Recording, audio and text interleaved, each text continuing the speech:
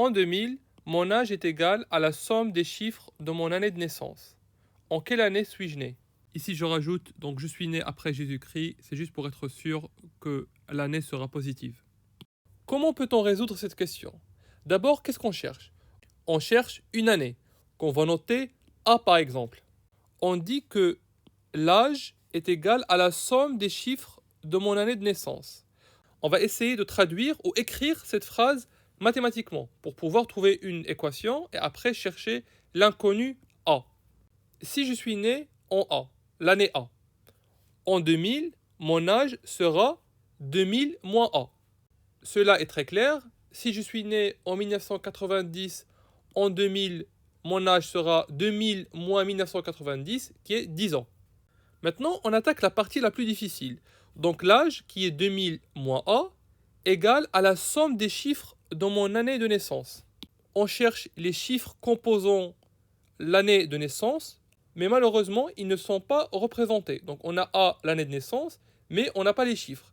Donc la première chose qu'il faut faire, c'est écrire A en fonction des chiffres composant A. Ainsi, on peut facilement trouver la somme de ces chiffres. On sait que A, dans la base décimale, s'écrit comme la juxtaposition de 4 chiffres. Par exemple, 1940, 1850.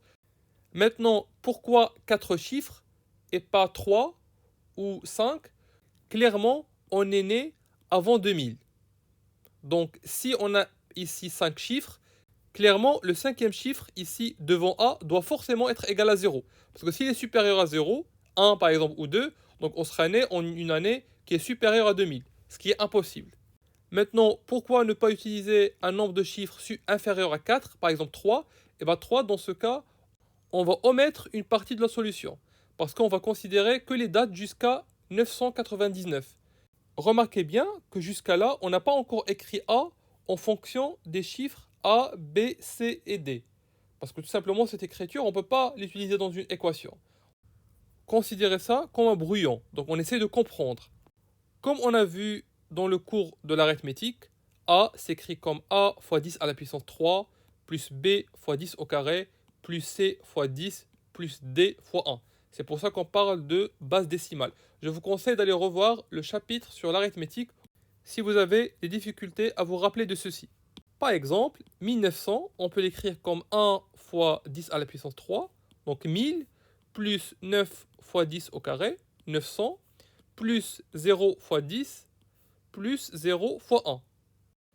Pourquoi on parle de base décimale? Parce qu'on a des 10, donc les 10 à la puissance n, donc ici 1 c'est 10 à la puissance 0, donc ce sont les éléments de la base, et clairement les chiffres composant 1900, donc 1, 9, 0 et 0, on les trouve devant les éléments de la base. Maintenant les choses sont claires, donc on cherche les chiffres A, B, C, D, tels que l'âge qui est 2000 moins A, donc on remplace A par sa valeur, donc 2000 moins A 10 à la puissance 3 plus B 10 au carré plus C fois 10 plus D égale à la somme des chiffres de mon année de naissance. Donc voilà les chiffres de mon année de naissance, A, B, C, D, et donc cette différence l'âge égale à la somme. Il faut maintenant résoudre cette équation, mais il faut faire attention, A, B, C, D, ils appartiennent à l'ensemble des entiers naturels compris entre 0 et 9. Parce que ce sont des chiffres qui composent un nombre, donc ce sera 0, 1 jusqu'à 9. Maintenant qu'on a compris le problème, il faut bien rédiger. Donc soit A, l'année de naissance, et A, B, C et D, les chiffres composant A. Donc de droite à gauche. Donc A, le nombre de milliers, et ainsi de suite. Et comme je viens de dire, en fait, il faut expliquer pourquoi on utilise 4 chiffres plutôt que 5 ou autre. Donc on écrit, comme elle est née, donc la personne est née avant 2000, 4 chiffres sont suffisants pour représenter A. Sinon, on sera supérieur à 2000, ce qui est impossible. Comme on vient de voir, en 2000, âge égale à 2000 moins A égale à 2000 et on remplace A par sa valeur. Maintenant, cherchons A, B, C et D, donc les chiffres, ils doivent appartenir aux entiers naturels compris entre 0 et 9, tels que l'âge égale à la somme des chiffres, A plus B plus C plus D. On regroupe donc les inconnus ensemble, donc on fait passer cette partie-là de l'autre côté, donc on trouve 2000 égale, donc a facteur de 10 à la puissance 3 plus 1, plus b facteur de 10 au carré plus 1, plus c facteur de 10 plus 1, plus d, donc on aura ici plus d égale à 2d. Donc, il s'agit d'une équation à 4 inconnus. On sait résoudre les équations à 2 inconnus, donc il s'agit des équations déophontiennes qu'on a vues dans le cours de l'arithmétique, mais pour 4 inconnus, on ne sait pas comment les résoudre. Quand il n'y a pas une méthode précise pour résoudre un problème, peut-être quelques inconnues doivent être évidentes à trouver. Entre nous, on sait que la réponse aura cette forme-là, donc 1900 et quelques, d'accord? Essayons de regarder si on peut démontrer que A égale à 1 et B égale à 9. Si A égale à 2, par exemple, donc clairement ici, donc 10 à la puissance 3 plus 1, c'est 1001. Si A égale à 2, on aura 2002. Et comme cette partie est positive, donc on rajoute à 2002 un nombre positif, donc on sera supérieur strictement à 2000. Donc on ne peut pas trouver B et C et D tels que cette somme égale à 2000, parce qu'on est sûr qu'on est supérieur à 2002. Et de la même façon, donc A ne peut pas être égal à 2, et clairement on ne peut pas être égal à 3 ou à 4, parce que si on prend A supérieur ou égal à 2, on trouvera cette somme sera strictement supérieure à 2000, et donc on ne peut pas trouver une solution. On sait maintenant que A est inférieur ou égal à 1. Qu'en est-il de 0? Donc si A égale à 0, cette partie de l'équation, au maximum, sera donc 9 fois 10 au carré plus 1, plus 9 fois 10 plus 1, plus 9 fois 2. Donc si on prend B égale à C égale à D égale à 9, ce sera le plus grand nombre. Et vous pouvez vérifier facilement que ce nombre sera strictement inférieur à 2000. En l'occurrence, on trouve 909 plus 99 plus 18. Et si vous faites la somme, c'est strictement inférieur à 2000. Et donc, il n'y a aucun nombre. Donc, on ne peut pas trouver une solution B et C et D telle que cette partie de l'équation égale à 2000. Parce qu'on est sûr d'être strictement inférieur à 2000.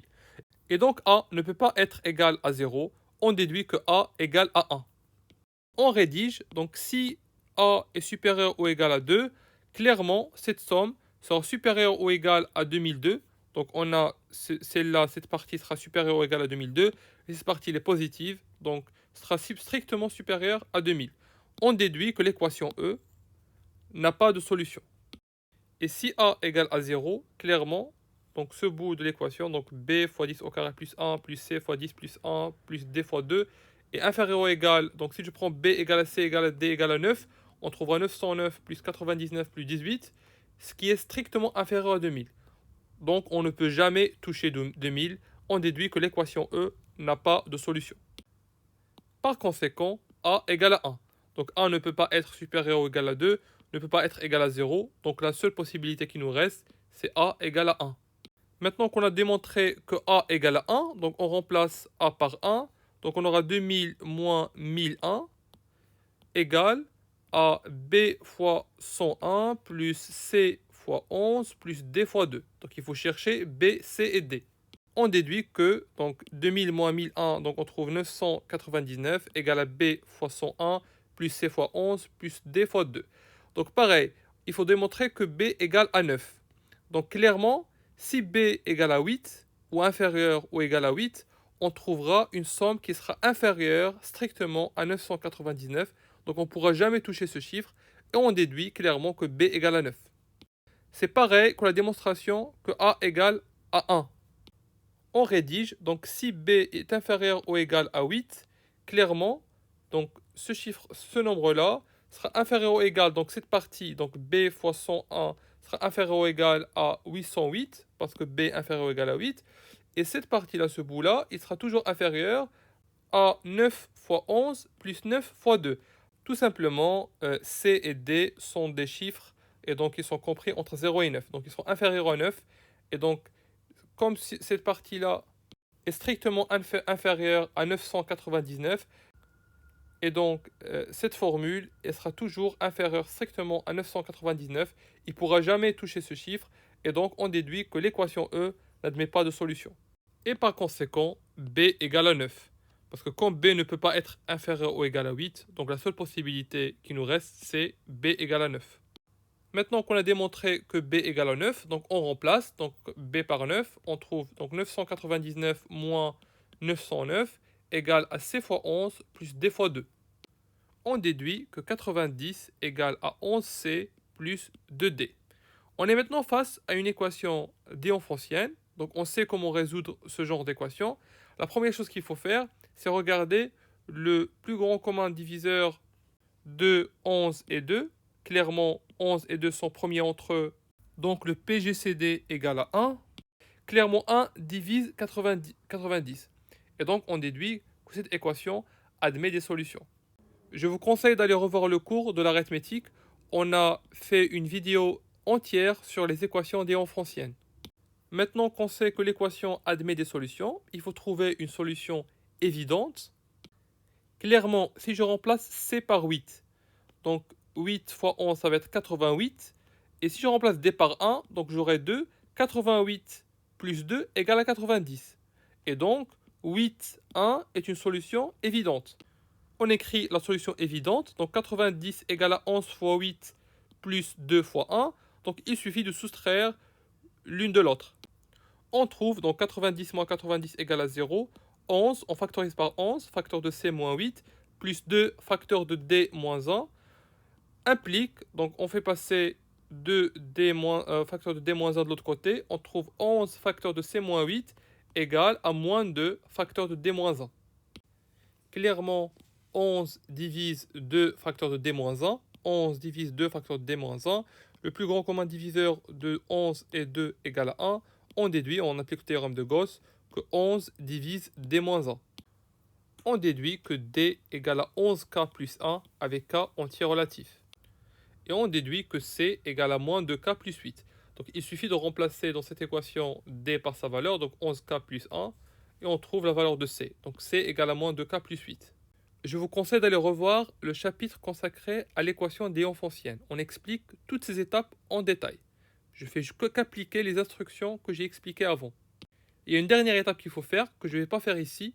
Normalement, quand on trouve c et d, il faut vérifier que c et d sont des solutions. Il faut remplacer dans l'équation de base, donc 90 égale à 11c plus 2d, c et d par ces valeurs-là. Et s'assurer que l'égalité tient. On continue la résolution parce qu'on cherche la date.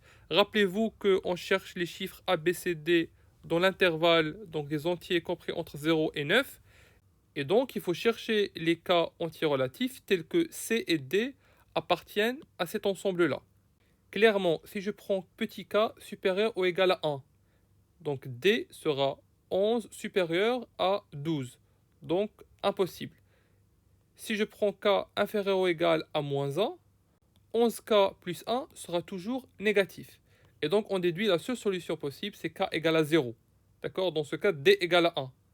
Et quand k égale à 0, on a c égale à 8. On déduit que la date de naissance égale à 1981. Donc on a trouvé A égale à 1, B égale à 9, C égale à 8 et D égale à 1. Donc je vous laisse rédiger ça correctement donc pour montrer que K doit absolument être égal à 0 et aussi vérifier que C et D sont des solutions de cette équation déonfontienne. Maintenant, que peut-on apprendre de cet exercice? La première chose, essayez d'écrire les indications mathématiquement. C'est beaucoup plus simple. Il faut donner des noms aux inconnus, d'accord, pour pouvoir les chercher.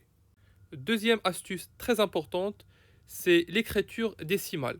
Donc si on prend un nombre quelconque, entier, relatif, on peut toujours l'écrire sous cette forme-là. Troisième astuce, si on est face à un exercice difficile ou une question pour laquelle il n'y a pas une méthode précise pour la résoudre, regardez s'il n'y a pas une solution évidente. Un peu de bon sens, parce que l'exercice, quand même, la personne est toujours vivante en 2000, clairement elle est née en 1900 et quelques, ou au pire 1800. Par contre, il faut démontrer rigoureusement que on a donc le premier chiffre égal à 1, le deuxième chiffre égal à 9, comme on vient de voir.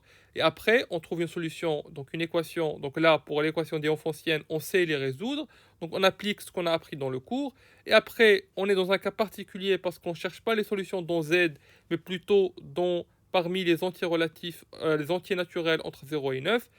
Ainsi, il faut trouver les bons paramètres. Donc dans notre cas, on a trouvé que petit k égale à 0 et ainsi on a trouvé la date de naissance.